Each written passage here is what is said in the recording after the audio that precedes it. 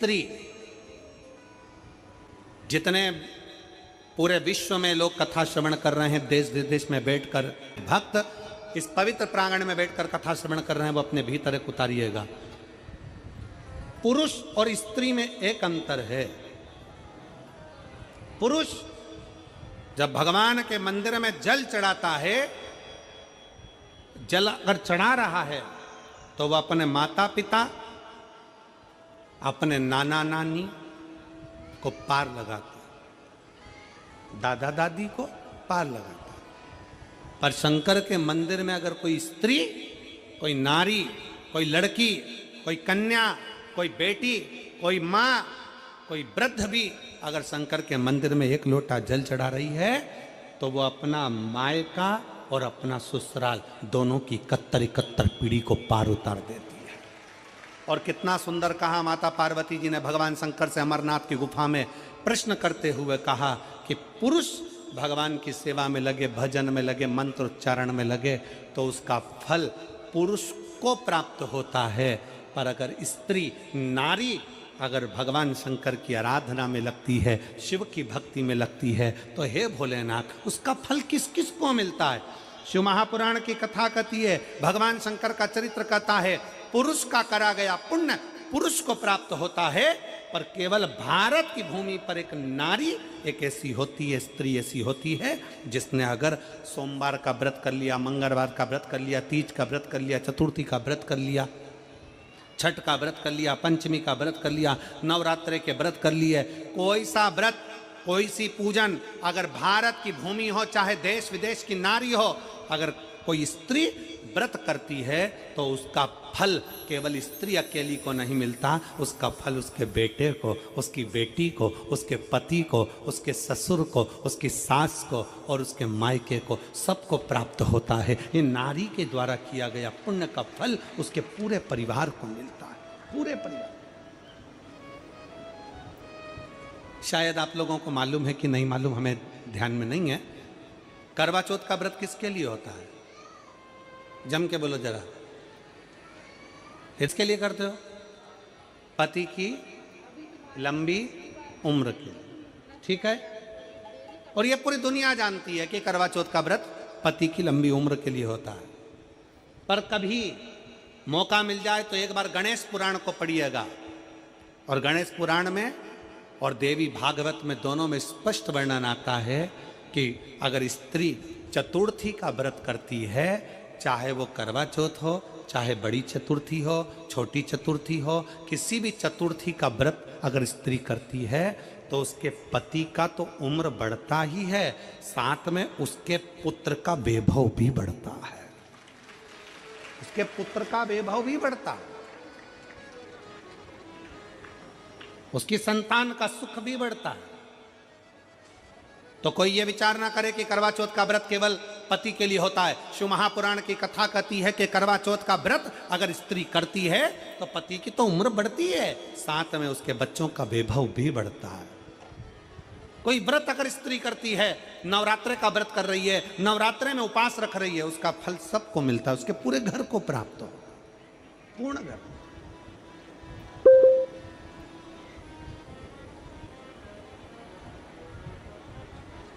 शिव तत्व, शंकर की अविरल भक्ति, शिव की उपासना,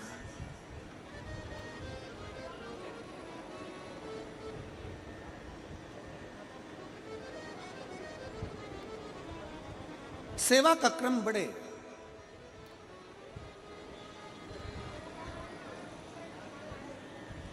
मंत्री से ज्यादा मंत्र पर भरोसा रखो, मंत्री से ज्यादा मंत्र पर भरोसा रखो, और संसार से ज्यादा मेरे महाकाल पर भरोसा रखो। मेरे महाकाल वो है आकाश। उन्होंने पूछा, गणेश जी फ्री कब रहते हैं? तो हमने कहा अब ये तुम्हारे ऊपर, हमको तो मालूम भी नहीं, हम तो अपॉइंटमेंट लिए भी नहीं उनसे, तो तुम्हें ज्यादा स्मरण। तो आप शंकर जी की कथा करते हो, आपको नहीं मालूम कि गणेश जी कब फ्री रहते हैं? हमने कहा गणेश जी फ्री रहने का केवल एक समय होता है, एक टाइम होता है, एक पल होता है, एक घड़ी होती है कि गणेश जी महाराज हमारे घर में आ गए, गणेश जी की सबसे पहली जो आरती हो, उस आरती के समय पर अगर धूप बत्ती जलाई जाए या गोबरी को जलाकर उसमें गूगल छोड़ी जाए और गूगल छोड़ने के बाद गणेश जी का नाम ध्रुम वर्ण कह दिया जाए, तो गणेश जी को तुम्हारे घर की पूजा स्वीकार करना पड़ती है। बस वो समय हम जानते,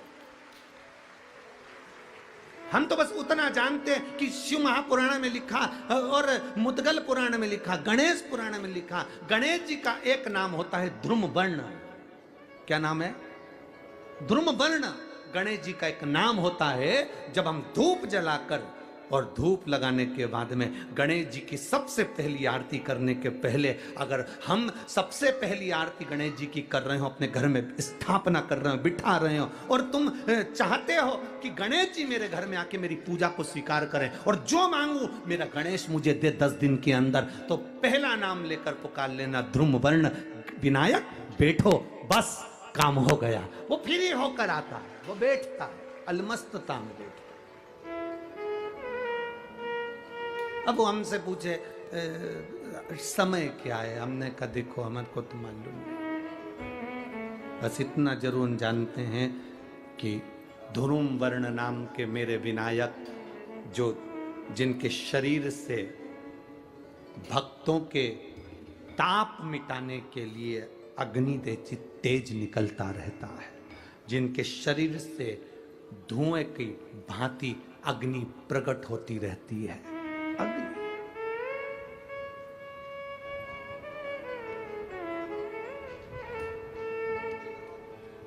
हम तो उनको पहचानते हैं जो दुनिया के ताप मिटाने के लिए प्रगटा,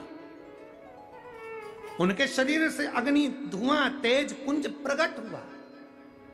वो ध्रुम वर्ण विनायक साधारण, उसका केवल नाम उच्चारण कर कर भी अगर विराजित किया जाए, वो आया स्वीकार करेगा।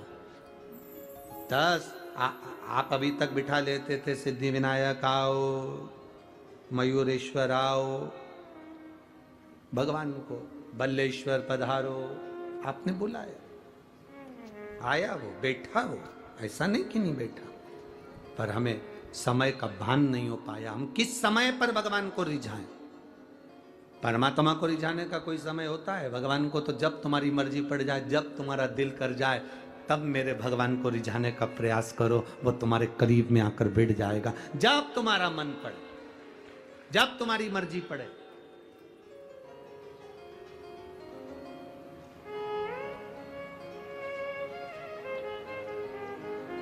चतुर्थी का व्रत करने वाली जो माताएं होती हैं, जो चतुर्थी का व्रत करती हैं, आज भी चतुर्थी मान्य हो रही होगी, तो चतुर्थी का जो व्रत करने वाली होती हैं, जो चतुर्थी का पूजन करने वाली होती हैं, उनके भीतर का एक भाव होता है कि जैसे ही शाम का समय आए चंद्रदेव का पूजन करें, चंद्र जब प्रकट हो जाए, कलश भर लिया, उसके नीचे आखा दाना रख दिया, चावल गेहूँ जो भी आप रखते हो पूजन के लिए, ऊपर पात्र आदि रख दिया, जलाशय, फिर अपन ने घी का दिया लगाकर पूजन भी कर ली। तो जो चतुर्थी का पूजन करने वाली होती हैं, जो चतुर्थी का नियम व्रत धारण करने वाली होती हैं, बड़ी बड़ी चतुर्थियाँ करती हैं या उसका नियम धारण करती हैं, तो चतुर्थी का जो पूजन करती हैं वो किस चीज़ के लिए होता है? केवल संतान, पुत्र, परिवार, हमारा कुटुंब, हम जिस कुल में हैं, हमारा कुल वैभव की ओर बढ़े, संपदा की ओर बढ़े और उसकी आयु बढ़े,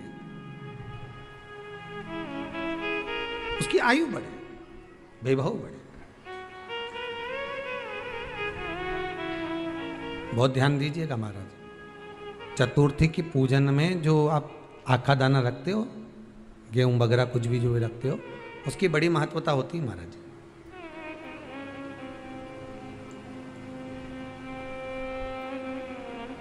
यहां तक कहा गया है, चतुर्थी की कथा तो आप लोग पढ़ते होंगे, जो लोग पढ़ते हैं उनको मालूम होगा, चतुर्थी की कथा में लिखा है, चौथ माता के व्रत में वर्णन किया गया है कि वो आखा दाना जो रखा जाता है, मान लो कोई जरूरी काम होता है तभी आखा दाना को रखा जाता है, संभाल के रखते हैं कि हम इस काम के लिए जा रहे हैं और हमारा ये कार्य सफल होना चाहिए।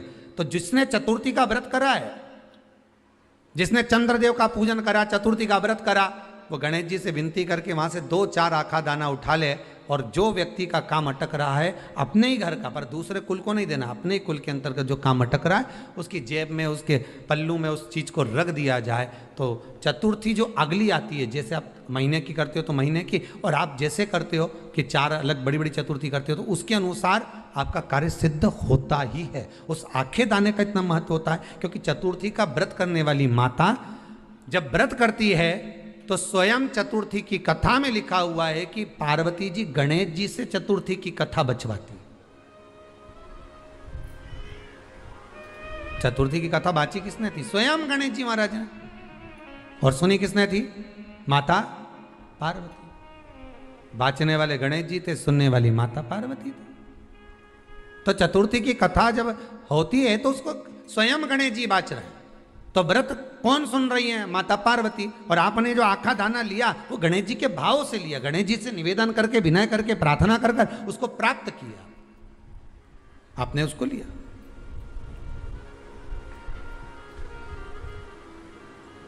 फल प्रदान कर देता है, कार्य की सिद्धता देता है। और एक और चीज ध्यान रखिएगा, जिसको पथरी की बीमारी हो या किडनी लीवर में कोई तकलीफ उत्पन्न हो जाती है, डायलिसिस चल रहा हो या डॉक्टर बोल रहे हो कि चेंज करना पड़ेगा, तो उसके पहले कोई सी भी 4 चतुर्थी, कोई सी भी 4 चतुर्थी, सफेद दुर्वा, जब गणेश शिव महापुराण की कथा बातचीत थी पिछले वर्ष की, शायद हमारे चैनल पर डली होगी, आप जब जाएंगे तो उसमें प्राप्त होगा।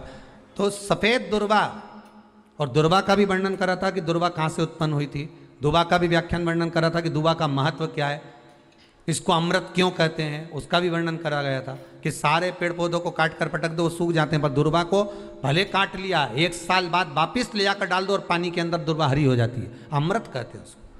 तो उसमें सफेद दुर्वा, जिसका किडनी लीवर का प्रॉब्लम होता हो उसको सफेद दुर्वा, बालचंद्र का स्मरण कर कर 7 बार घुमाकर वो सफेद दुर्वा सुबह के समय खाली पेट थोड़ी सी दुर्वा का भाग दांतों से चबा चबा कर उसको निगल लेना चाहिए।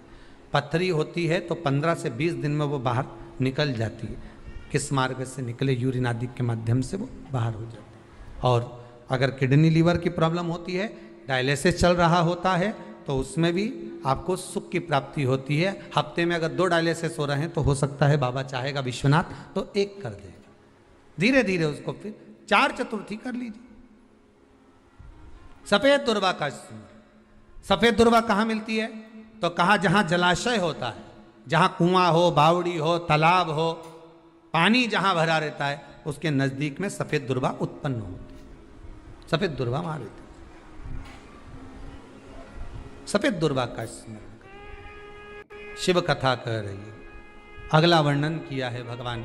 तो बालचंद्र चतुर्थी का स्मरण करते हुए कहा कि आप जो व्रत कर रहे हो उस व्रत की पूर्णता में जिस भगवान का भजन कर रहे हो उस भगवान से पूर्ण फल की कामना हो आपकी। के दिन 7 गांठ वाली दुर्वा 21 ले लो और चतुर्थी के दिन गणेश जी को समर्पित कर दो। पंचमी तिथि को उस दुर्वा को उठाकर दूध में डाल दो और उस दुर्वा को दूध में डालकर उस दूध में उस दुर्वा को मल लो, और जिसके सफेद चमड़ी पड़ गई हो, चर्म रोग हो गया हो, उस दूध को उस दुर्वा के साथ, दूध नहीं भी हो तो पंचमी के दिन दुर्वा का लेपन शरीर पर कर लें। आधे घंटे तक करने पर पंचमी को प्रदोष काल में स्नान कर लें। महाराज आपको चर्म रोग में आराम लग जाएगा, सफेद चमड़ी अपने असली रंग में आना प्रारंभ हो जाएगी। गणेश पुराण दुर्वा का मूल बता। महाराज 21 दुर्वा के 108 बंडल बना लो। अगर एग्जाम में बैठ रहे हो, सरकारी परीक्षा में बैठ रहे हो, पास नहीं हो रहे, नौकरी नहीं लग रही, बहुत जगह इंटरव्यू दे दिया, 21 दुर्वा के 108 बंडल बनाओ, उसकी माला बनाओ और देवी के मंदिर में, माता जगदम्बा के मंदिर में, अर्थात जहां शंकर पार्वती पूर्ण परिवार विराजमान हो, ऐसे देवी के मंदिर में गणेश जी के गले में वो माला अर्पण करिया है, अपना नाम बोलकर और जिस एग्जाम में बैठ रहे हैं उसका भाव वर्णन कर कर महाराज, और वहीं से एक पुष्प लेकर अपने कमरे में जहां पढ़ते हो कांच की प्लेट में उस फूल को रख दीजिए और दूसरे दिन एग्जाम के लिए चले जाइए, आपको उसका फल अवश्य मिलेगा, अवश्य मिलेगा, आप उसमें उत्तीर्ण होंगे, फल प्राप्त होगा। दुर्वा सुख का अनुभव करा देता, आनंद घर में शांति ही ना रहती हो, सुख ही नहीं है,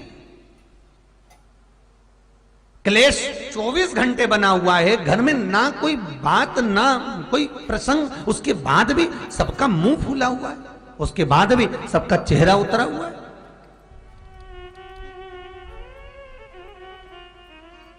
जिस घर में सुख और शांति ये दोनों चीजें नहीं हैं, वो निवेदन है लाल वस्त्र में लाल फूल रखकर उसमें थोड़ा धना, धना जानते हो वो खड़ा धना आता है, धना पाउडर नहीं, धना हरा धना,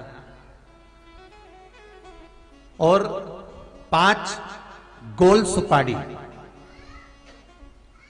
जो गोल सुपारी होती है पूजन वाली सुपारी, 5 पूजन वाली सुपारी, 5 बेलपत्र इस लाल वस्त्र में रखकर घर के मध्य भाग में पूरे घर का केंद्र बिंदु मिला लो, पूरे घर का नाभि कोण मिला लो, पूरे घर का नाभि स्थल मध्य स्थल मिलाकर वहां पटे पर रखकर कुंकू चावल से पूजन कर कर उस पर 3 बार पानी को फेर कर भगवान श्री गणेश जी महाराज के मंदिर में बिना बोले जो रखकर आ जाता है, उसके घर में कभी क्लेश नहीं होता, सुख और शांति ये दोनों प्रवेश कर जाती है। भगवान शंकर का शिवलिंग बेलपत्री के पेड़ के नीचे बनाना, साथ में गोबर के विनायक बनाना, गोबर का गणेश, और गोबर का गणेश बनाकर एक छोटी सी पिंडी जैसी माता जगदम्बा के लिए एक ढेली रख देना गोबर की, महाराज मिट्टी या गोबर की। इन तीनों स्वरूप का पूजन आप करना बड़े प्रेम से, चंदन चंदन आदि अक्षत पुष्प समर्पित कर कर, कच्चा दूध तीनों पर चढ़ाना, दही तीनों पर चढ़ाना, शहद तीनों पर चढ़ाना, घी तीनों पर चढ़ाना, शक्कर तीनों पर चढ़ाना, पूजन कर कर एक इतना बड़ा लाल वस्त्र, लाल वस्त्र, उस लाल वस्त्र पर अपने हाथ के छापे बनाकर कामना कर कर कि हम पति पत्नी में कभी झगड़ा ना हो, प्रेम बढ़े, क्लेश ना हो, आनंद बढ़े, छापे लगाकर उस वस्त्र से उन मूर्तियों को ढाक देना, पूजन कर कर घी का दिया लगाकर ढाक दीजिए। 108 चावल के दाने लेकर एक एक चावल का दाना अपनी कामना कर कर उस वस्त्र पर डाल दीजिए, वस्त्र का चावल अपने ऊपर बाद में छिड़क लीजिए, मूर्तियों का पूजन कर फिर वापस पूजन कर कर विसर्जन कर दीजिए। अगर अदालत में केस भी चल रहा होगा तलाक तक का, तो भी प्रेम बढ़ सकता है और आपका जीवन सुखमय हो सकता है, आनंदित हो सकता है। कोई पैसे नहीं दे रहा, अवश्य करें, कोई धन नहीं लौटा रहा, अवश्य करें, कहीं किसी कंपनी में आपका पैसा उलझ गया है, नहीं मिल रहा है, अवश्य करें, मिलेगा फल।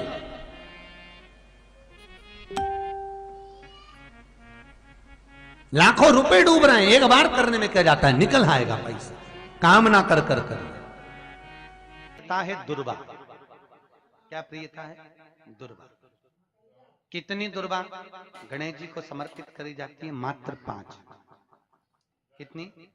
आज के जमाने में लोग गट्ठा बनाकर चढ़ा दें, वो अपनी जगह पर है। 5 दुर्वा पंचम इंद्रियों को वश में करने के लिए और भगवान के 5 जो स्वरूप हैं उनको अपने भीतर उतारने के लिए पंच दुर्वा। और दुर्वा में भी 3 गांठ। जब दुर्वा समर्पित करी जाती है तो उसमें नीचे दुर्वा की डंडी पर गांठ रहती है, 3 छोटी छोटी गांठें होना चाहिए। कितनी गांठ? जो भगवान को समर्पित करी जाती। गणेश जी का जो दांत टूटा है उस दांत की ओर गणेश जी को दुर्वा समर्पित करी जाती है। इसलिए हमारे करा करो। अगर घर में संपदा लक्ष्मी नहीं आ रही हो, व्यापार व्यवसाय नहीं चल रहा हो, नौकरी सर्विस नहीं मिल रही हो, बहुत तकलीफ हो, 7 बेलपत्री केसर को घिसकर चंदन बनाकर बेलपत्री पर बीच वाली पत्ती पर ओम लिखना है। दोनों पत्तियों पर भी एक आदिशक्ति जगदम्बा के नाम की केसर की बिंदी लगाना है, दूसरे में श्री गणेश रिद्धि सिद्धि के नाम की बिंदी लगाना है। शिव जी पर समर्पित करते जाना, शंकर को चढ़ाते जाना।